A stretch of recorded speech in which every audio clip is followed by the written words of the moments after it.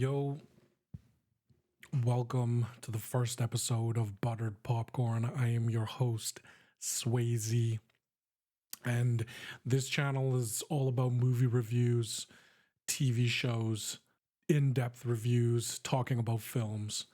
But today we are starting off with the first movie that I've seen in 2024, Godzilla Minus One. Godzilla Minus One.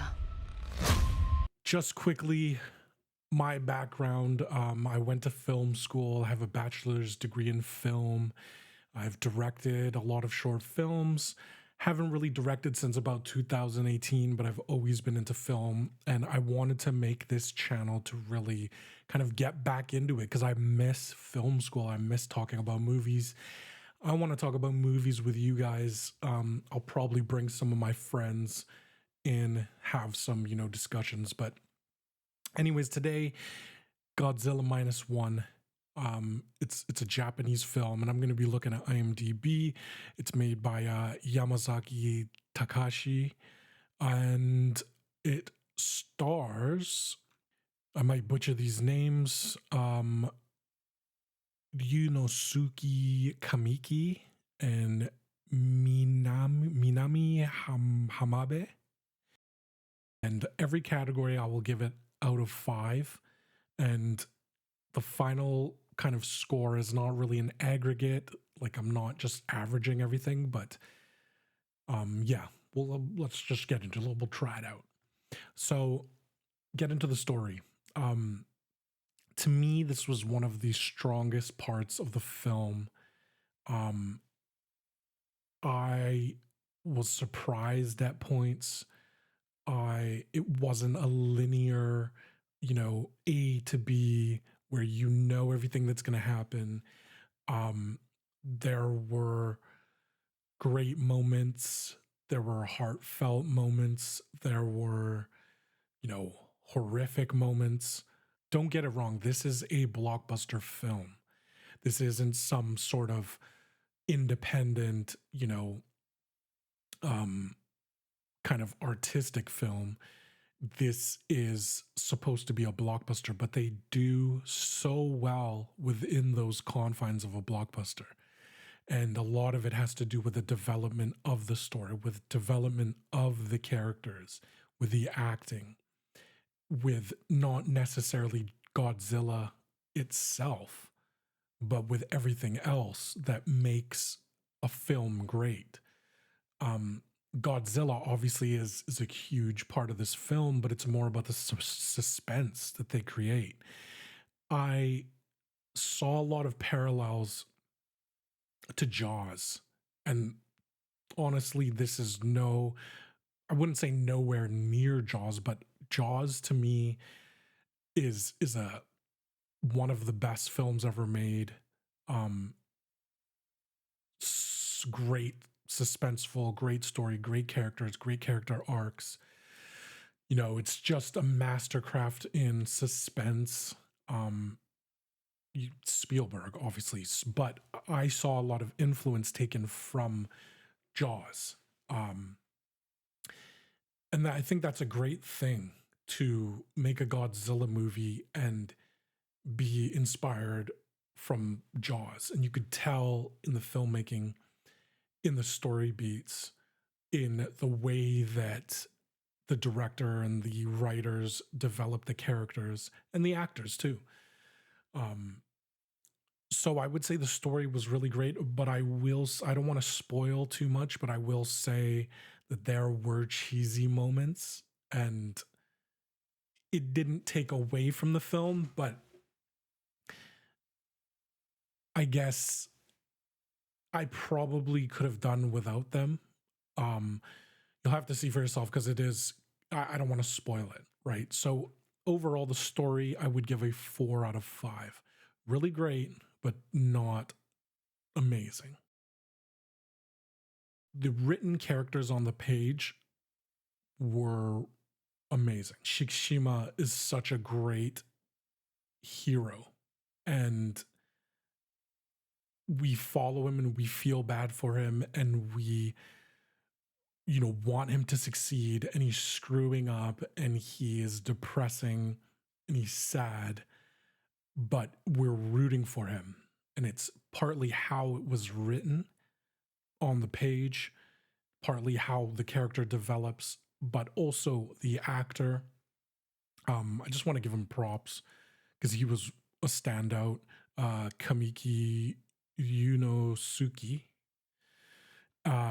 really great. Just had a good look too. Like, he's so photogenic. But he played this character struggling to come to terms with dying.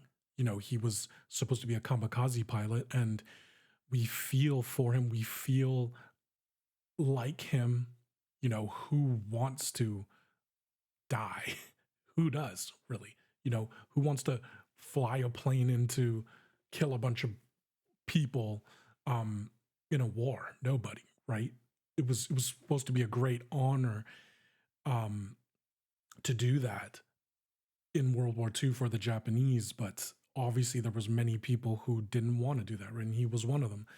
So we feel for him, and we want to be taken on this journey and see where he goes, see how he changes, and he is developed really well. The lead actress, she was also amazing. Again, photogenic, like beautiful. It's someone that you just enjoy seeing on camera, and the way she plays it is very, it's not out there, it's subdued, it's kind of understated, and you can see her pain, you can feel these emotions that she's not necessarily projecting outwardly, but she's a very quiet woman as her character. And but you just can't, she has this gravitas. It's something that you can't explain, that you just want to keep watching both of these leads. And there's a whole cast of characters that you just root for.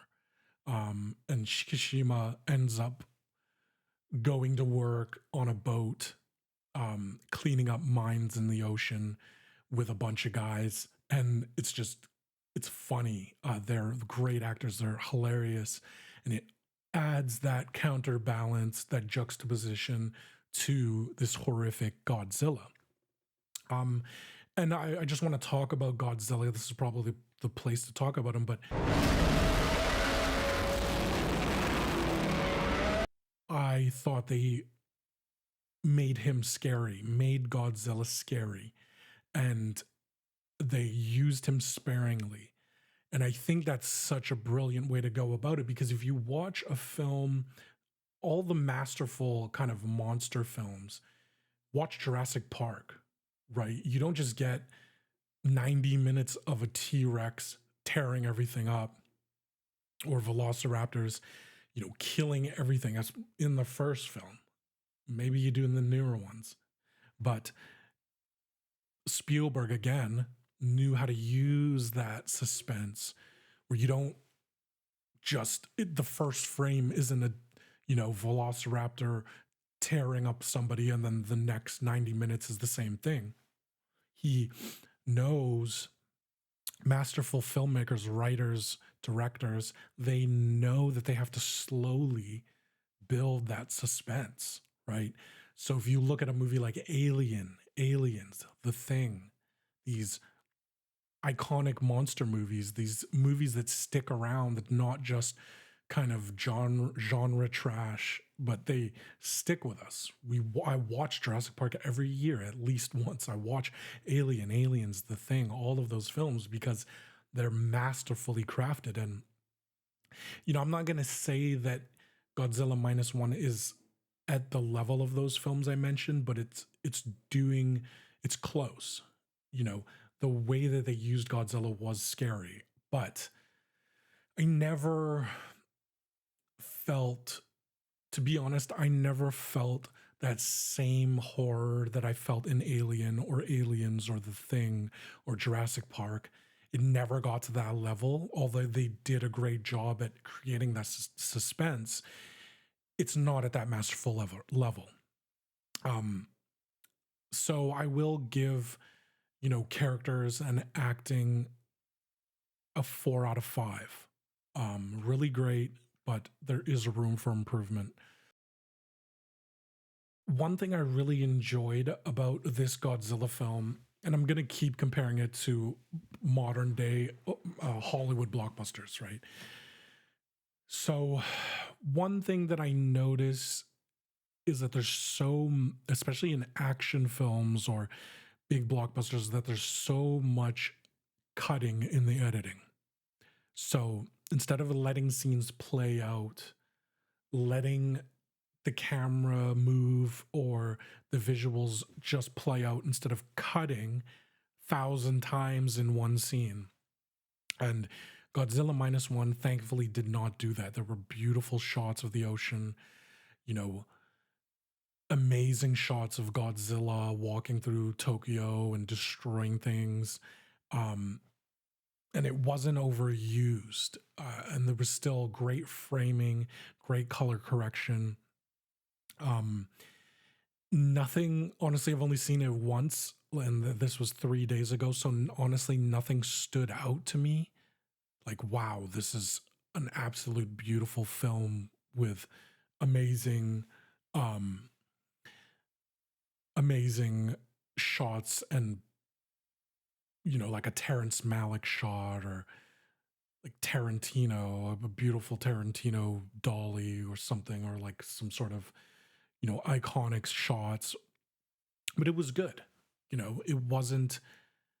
didn't distract me from the film. It wasn't like some sort of Transformer movie where you're cutting constantly and there's these huge explosions every 5 seconds and blah, blah, blah, blah, blah. It just gets so repetitive. They used restraint, which was great. And the cinematography kind of ties in with the vis effects. So I'll talk about them at the same time. The visual effects on Godzilla were great.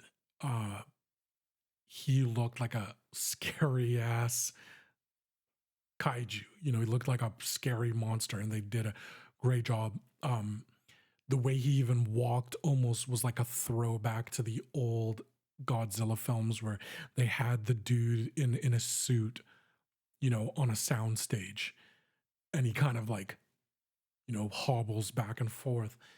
And I liked that. But if you've seen Shin Godzilla, it's not as kind of campy as that, because Shin Godzilla, they went full force into the camp and it kind of looks like an old school monster film. But this was like a Hollywood level vis effects where it looked believable, where it looked scary, looked massive. And the effects of, Godzilla has this thing where he shoots out this gamma ray from his mouth, and his like spines on the back, they kind of like protrude up, right? They turn blue, and it was so cool when that happened, and the visual effects were just great. And then when he's tearing apart Tokyo, it looks real. There weren't times where I was like, that's CGI, right? And it was also in the 1940s. And that looked all realistic as well. So kind of the cinematography and vis effects, I would give a 4.5. Okay, I would give the cinematography a 4 and the vis effects a 4.5. Yeah, because the cinematography was good, but nothing stood out, and the vis effects were amazing without going overboard. This movie was made for about 15 million, I think, US dollars, and the care and the story and the characters and the overall feeling, like you just want to get behind these characters. And another thing I will say that has to do with story is like I teared up about 5-6 times. Like it's one of those films that kind of hits you in the emotional gut. And, I don't cry really in films, but man, there were times where I was like, dude, what is this? Like, it's making me feel, right? And I talked to my buddy after, and he was like, yeah, he said the same thing. Like, dude, there was like 5 times in this film where he felt like crying, right? So that's why this film is great. There's all these other things. Godzilla's cool. The special effects are amazing. But the heart of it is the story and the characters and the acting. And that's what makes this a great blockbuster, is because it has all the cool blockbuster things, the high budget things, and did a lot with 15 million, but it has a great story. So yes, go see it in theaters. Um, don't just wait for it to come out on streaming. I think this is a movie that you gotta support and go out in theaters to watch and experience on the big screen with big sound and some big buttered popcorn.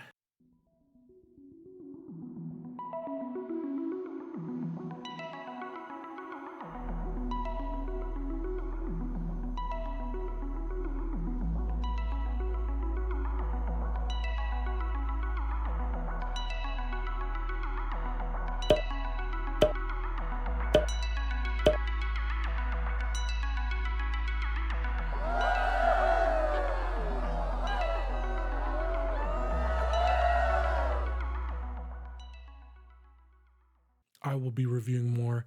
Let me know in the comments what you thought about the film if you've seen it. Do you agree? Do you disagree? Is there anything you think I should watch? Let me know. I'm going to be making a ton of content. Thank you for watching. Swayze out.